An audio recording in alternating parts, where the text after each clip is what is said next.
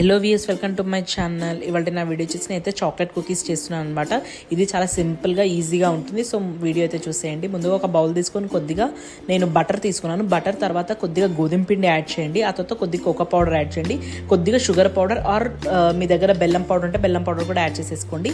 ఆ తర్వాత నేను ఏం చేశానంటే కొద్దిగా బేకింగ్ సోడా వేసి కొద్దిగా మనం హాట్ వాటర్తో మిక్స్ చేసుకొని కొద్దిగా డోలాగా తడుపుకోవాలన్నమాట. అంటే మరీ గట్టిగా కాకుండా మరీ సాఫ్ట్గా కాకుండా నార్మల్గా తడుపుకోండి.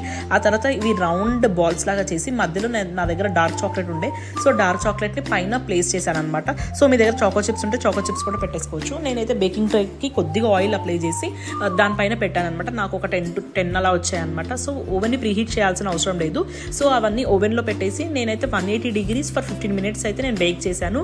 ఇవి చాలా సాఫ్ట్గా టేస్ట్ అయితే చాలా అంటే చాలా బాగుంటుంది. మీరు స్నాక్స్ లాగా తినేసేయచ్చు. ఇంకా పిల్లలకైతే బాక్స్లో కూడా పెట్టి పంపించచ్చు. సో తప్పకుండా ట్రై చేయండి. And bye, please subscribe to my channel.